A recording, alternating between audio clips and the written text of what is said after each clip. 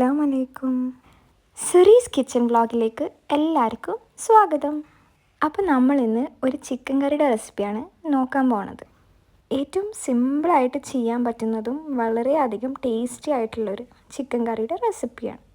നമ്മൾ ഈ ഒരു രീതിയിൽ ഈ ചിക്കൻ കറി ഉണ്ടാക്കുകയാണെങ്കിൽ കൂടുതൽ കുക്കിംഗ് അറിയാത്തവർക്ക് പോലും വളരെ ഈസി ആയിട്ട് ഉണ്ടാക്കാൻ പറ്റുന്ന ഒരു റെസിപ്പിയാണ്. പെർഫെക്റ്റ് ആയിട്ട് തന്നെ നമുക്ക് ചിക്കൻ കറി ഉണ്ടാക്കാൻ പറ്റും. അപ്പോൾ നമുക്ക് വീഡിയോയിലേക്ക് ഇട്ട് പോയാലോ?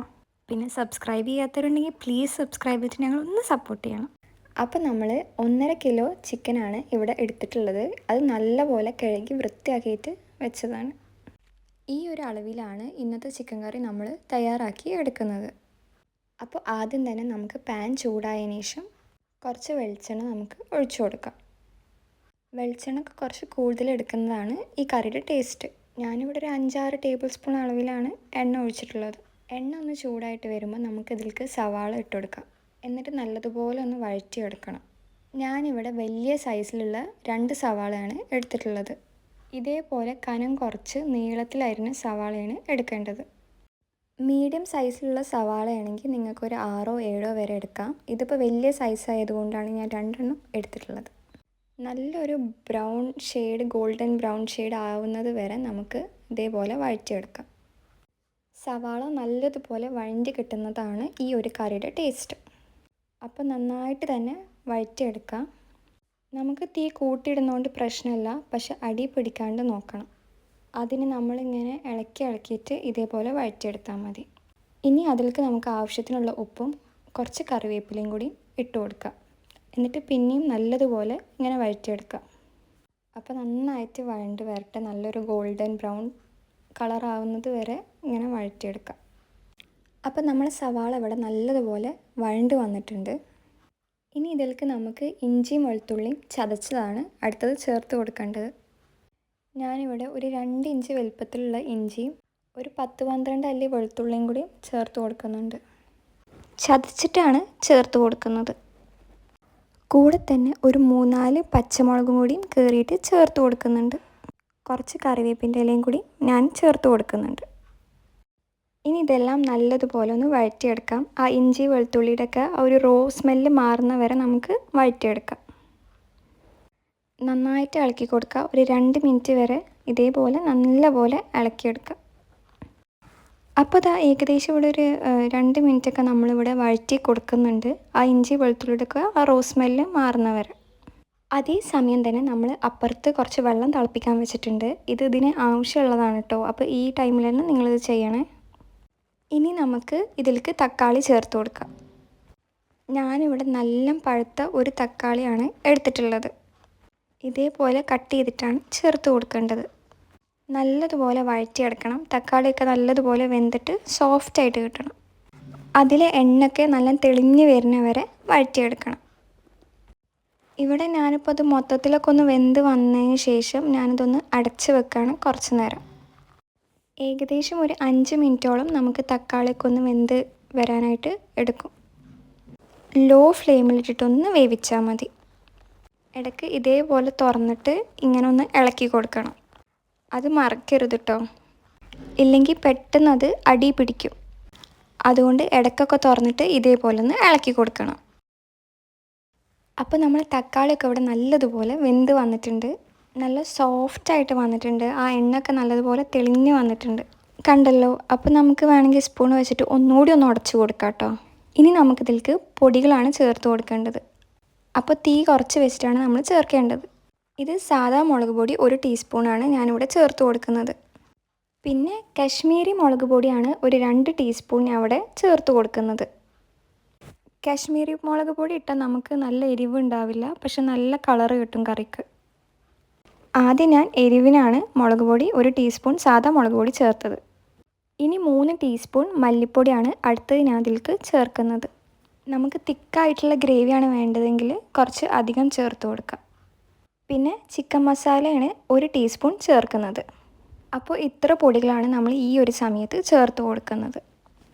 നന്നായിട്ടൊന്ന് ഇളക്കി കൊടുക്കുക. ലോ ഫ്ലെയിമിലിട്ടിട്ട് പൊടികളൊക്കെ നല്ലതുപോലെ ഇളക്കാം. ഏകദേശം 1 മിനിറ്റ് സമയം ഇതേപോലെ ഒന്ന് ഇളക്കിയെടുക്കണം.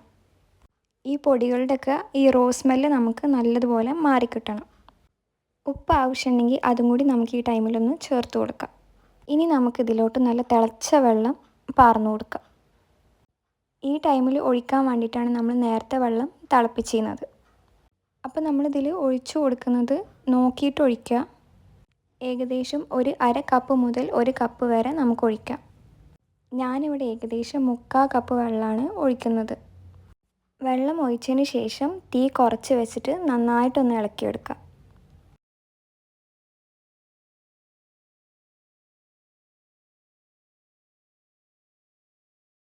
ഇനി നമുക്കിതിലോട്ട് ചിക്കൻ ചേർത്ത് കൊടുക്കണം. അപ്പം ഞാനിവിടെ 1.5 കിലോ ചിക്കൻ നല്ലതുപോലെ കഴുകി വെച്ചതാണ് ചേർത്ത് കൊടുക്കുന്നത്. എന്നിട്ട് നമുക്ക് നല്ലതുപോലെ മിക്സ് ചെയ്തെടുക്കാം.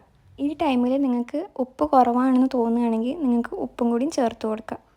എന്നിട്ട് നന്നായിട്ട് ഇതേപോലെ ഇളക്കി യോജിപ്പിച്ചെടുക്കാം. മൊത്തത്തിലൊന്ന് ചൂടായിട്ട് വരുന്നവരെ തീ കൂട്ടിയിട്ട് തന്നെ നമുക്ക് ഇട്ട് കൊടുക്കാം.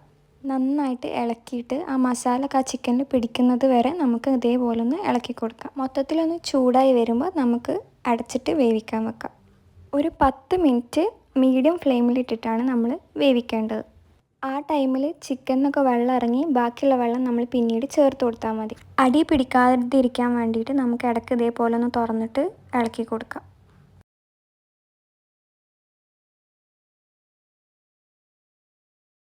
അപ്പോൾ നമ്മൾ ചിക്കൻ ഇവിടെ നല്ലതുപോലെ വെന്ത് വന്നിട്ടുണ്ട്. ഏകദേശം 10 മിനിറ്റ് ആയിട്ടുണ്ട്. ആവശ്യത്തിനുള്ള വെള്ളമൊക്കെ നമുക്ക് ചിക്കനിൽ നിന്ന് ഇറങ്ങി വന്നിട്ടുണ്ട്. നമുക്ക് നല്ലൊരു സ്മെല്ലും ഫ്ലേവറും വരാൻ വേണ്ടിയിട്ട് നമുക്ക് കുറച്ച് കറിവേപ്പിലയും കൂടി അതിൻ്റെ മുകളിൽ ഇട്ട് കൊടുക്കാം. അപ്പോൾ ഇതിലത്തെ വെള്ളമൊക്കെ നോക്കിയിട്ട് നമുക്ക് എത്രത്തോളം ഗ്രേവി വേണം അതിനനുസരിച്ച് നിങ്ങൾക്ക് വേണമെങ്കിൽ വെള്ളം കൂട്ടി ഒഴിച്ചു കൊടുക്കാം. നല്ല ചൂട് തിളപ്പിച്ച വെള്ളം വേണം നിങ്ങൾ ഒഴിച്ചു കൊടുക്കാൻ. ഇനി നമ്മൾ അടച്ച് വെച്ച് വേവിക്കണം എന്നൊന്നുമില്ല, തുറന്ന് വെച്ചിട്ട് തന്നെ നമുക്ക് വേവിക്കാം.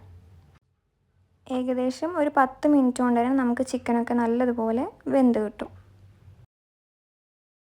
ഈ ഒരു സമയത്ത് നമുക്ക് ഉപ്പ് കുറവാണ് തോന്നുകയാണെങ്കിൽ കുറച്ച് ഉപ്പും ചേർത്ത് കൊടുക്കാം കേട്ടോ.